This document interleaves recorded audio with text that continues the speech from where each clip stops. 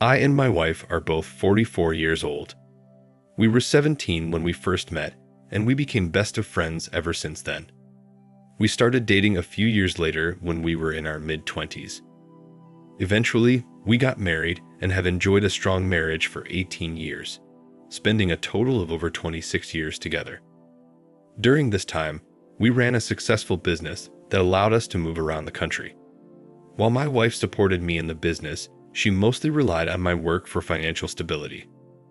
I didn't mind, as I was brought up with the belief that men should be the primary breadwinners. Like any couple, we had our share of ups and downs. However, things took a difficult turn in 2015 when my wife's mother was diagnosed with cancer and passed away the following year. Just 9 months later, her father also passed away. In addition to these personal losses, our business faced challenges, and by late 2019, it ultimately failed, leading us to file for bankruptcy in early 2020. I felt really down throughout this whole ordeal, spending the subsequent years in a state of depression. The one thing I held onto as a positive aspect of my life was my marriage. However, as our business began to struggle, my wife took on a job to help us out.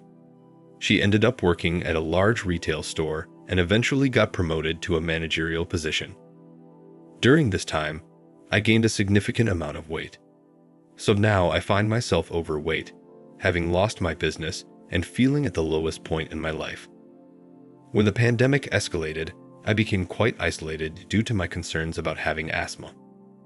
My wife, on the other hand, continued working throughout this period. She started working late hours, and on her days off, she would frequently go shopping at Target, which, considering the lockdowns, should have raised some red flags.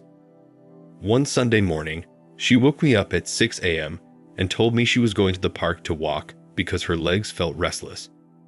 It struck me as a bit odd, but I could relate to doing unconventional things to alleviate restless legs syndrome, as I sometimes walked on our treadmill in the middle of the night. No big deal, really. When she got back, we had breakfast, and she went to the shower. While I was in my office working on my computer, she walked in completely without clothes, turned around to seduce me, and then heads to the bedroom, which naturally, I followed her. We've always had an active bed life. She wanted me to go down on her, but I noticed a strange odor, so I left the room, thinking maybe it was because she went for a walk at the park. Cheating on me was the furthest thing from my mind at that point, so I wasn't really concerned. But there was something nagging at me. The next day, I checked her browsing history and discovered she was on the Facebook pages of 2 guys whom I knew didn't work at her store. This worried me because she didn't have male friends who weren't coworkers. Another day goes by, and my mind was still wandering. Then on one night, at 3 a.m., it hits me. I woke up and the thought of checking her phone worried me, but I lay back in bed for a while, debating whether I should even get up because I was tired. Finally, I grabbed her phone, not really knowing what I was looking for. Almost instantly, I saw Snapchat, which I didn't even know she had. She had 3 male friends, 2 of whom I saw her checking out on Facebook, and a guy she worked with. When she woke up, she asked if I'm okay, but I directly asked her if she was cheating on me, and she denied it. We talked for a few hours, and during the conversation, I discovered that I could download her Snapchat history, so I locked myself in our bathroom and proceeded to do so. She pleaded with me not to, admitting that she indeed cheated on me. At that instant, I felt my whole life shatter into pieces. I felt like she abandoned me at my lowest point when I needed her the most. She denied this, but the facts spoke for themselves. She threw it in my face that she's the one supporting us now, as if she forgot the first 17 years of our marriage when she didn't have to work and could shop freely. Oh, and now she claims she's not materialistic. Well, both of these guys are broke losers. One even borrowed money from my wife, but I'll get to that later. The other one lives in a rundown trailer owned by a relative, because his credit is so terrible, so he couldn't rent his own place. He has also been arrested for DUI more than a few times. I then messaged both guys on Facebook, calling them worthless, and informing each of them about the other. Funny how they were upset that she was cheating on me with other people besides them. One of them didn't respond, but the one who borrowed money from my wife now wants to fight me. I later found out that he was obsessed with fighting me and kept telling my wife that he wanted to fight me. Then he gave her one more piece of news. He told her that he would not pay her back. With my head spinning from these events, I knew I needed help. I reached out to my old buddy, who happened to be a lawyer. He and I had been thick as thieves back in the day. Our parents were best pals, and we pretty much grew up together. Many of our best childhood memories involved running wild in our neighborhood and hanging out together throughout our teen years. It felt surreal turning to him now in such a grim situation. What floored me was his response. Knowing my financial struggles, he offered to help me out for free. It was an overwhelming moment. I hadn't expected such generosity, especially not in these tough times. So I worked with my lawyer friend to get all my ducks in a row. We had to carefully gather evidence of the infidelity, which was more emotionally taxing than I had anticipated. Every message I read was a fresh wound in my already hurting heart. But I calmed myself knowing that this was crucial for the legal process. With my friend's help, we meticulously compiled everything: text messages, phone call logs, social media interactions, into a comprehensive dossier. The more I delved into it, the more I realized how deep the betrayal went. It was evident that this affair wasn't a sudden mistake, but rather a calculated series of actions that spanned months, maybe even longer. Now the objective wasn't merely getting a divorce, but also ensuring I retained my assets. You see, the house we lived in was something I'd worked my butt off for. It was more than a property. It was a symbol of the sweat and tears I poured into our now bankrupt business. The last thing I wanted was to lose it. Fortunately, my friend was a real pro. He guided me through the process, explaining how to protect my rights to the house and other properties we owned.